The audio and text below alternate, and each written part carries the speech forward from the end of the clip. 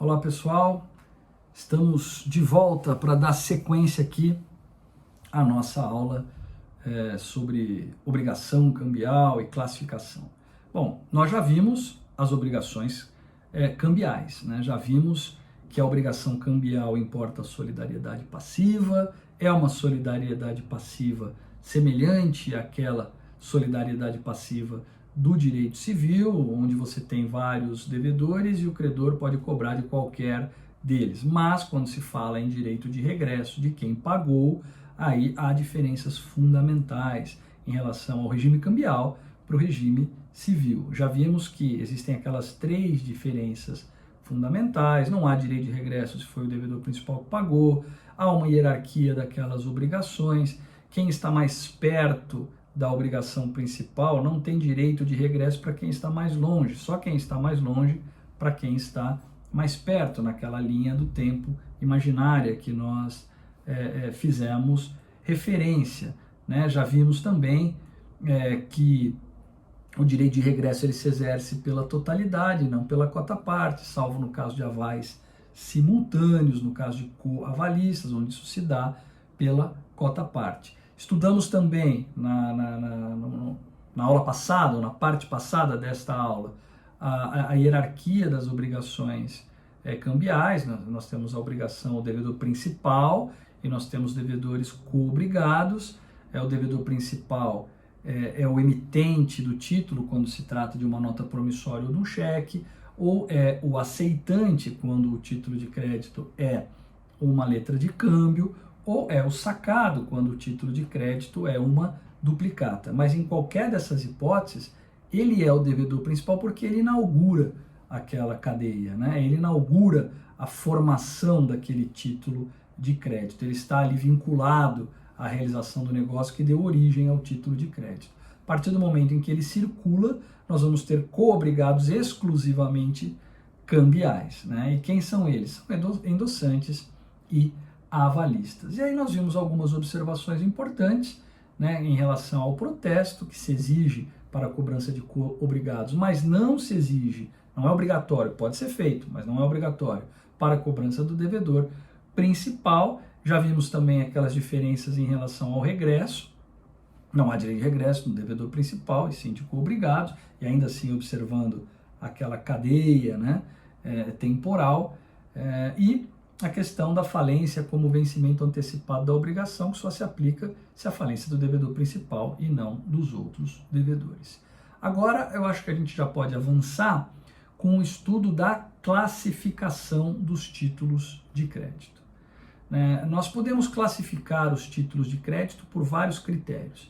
E aqui vale uma observação importante. Quando nós falamos de classificação em direito, não há classificações certas ou classificações erradas. Na minha visão, nós podemos ter classificações mais úteis ou classificações menos úteis, porque as classificações elas são feitas com o propósito de ajudar no estudo do instituto.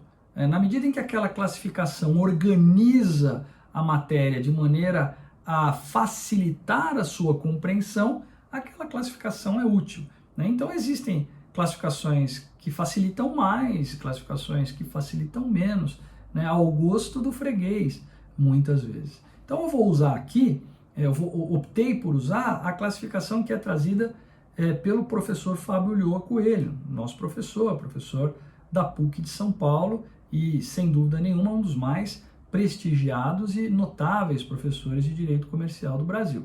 Então eu vou usar a classificação que ele traz no livro. Aliás, o livro dele é o livro que eu indico fortemente para vocês, que é o curso de Direito Comercial, O volume 1 é que trata de títulos de crédito. Então eu vou usar a classificação que ele traz nesse livro, que o Fábio Ulloa traz nesse livro. E dentro dessa ideia, nós temos aqui uma classificação dos títulos de crédito inicialmente quanto ao modelo. Existem títulos de crédito vinculados e livres quanto ao modelo. Vinculados são os títulos que somente produzem efeitos cambiais se a cártula atender a um padrão exigido por lei. Exemplos de títulos vinculados cheque e duplicata. O cheque só será considerado cheque se ele preencher exatamente todos aqueles requisitos formais que são exigidos na lei do cheque. A lei do cheque diz, olha, o cheque deve ser assim, deve conter tudo isso aqui, deve ter esse modelo, inclusive, deve ter essa cara, né? Aí ele será considerado um cheque. A duplicata é a mesma coisa.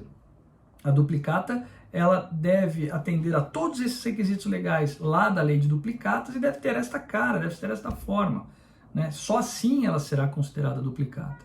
Então, por exemplo, se eu pego aqui um documento qualquer, uma folha de caderno, e escrevo lá cheque, aquilo ali não vai ser um cheque. Não é um cheque porque não preenche os requisitos legais. O cheque é um título vinculado. Mesma coisa a duplicata.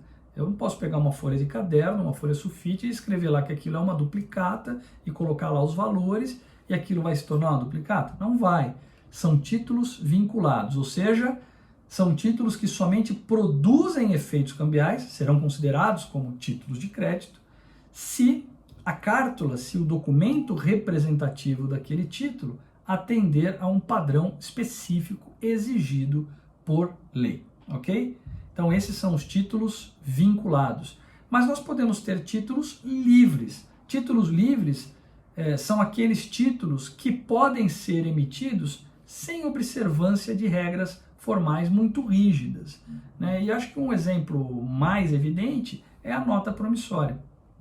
A nota promissória, embora tenha requisitos exigidos por lei, são requisitos muito menos rígidos. Então eu posso, eventualmente, pegar uma folha sulfite e transformá-la numa nota promissória, desde que eu coloque naquele documento todos os requisitos que a lei exige. Então, como não são requisitos muito rígidos, como é o caso do cheque, como é o caso da duplicata, eu consigo produzir, né, uma nota promissória a partir de uma folha de caderno. Então, esse é um exemplo de título livre. Então, quanto ao modelo, nós temos títulos de crédito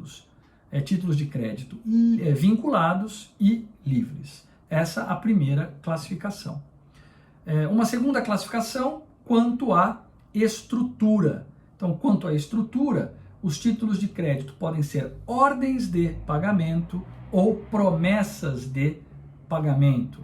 Mas como nós já estamos chegando aqui ao limite dessa parte da nossa aula, me permitam fazer agora mais um intervalinho, vocês tomam um café, descansam um pouco e a gente retorna daqui a pouquinho explicando esta classificação dos títulos de crédito em relação à sua estrutura, ok?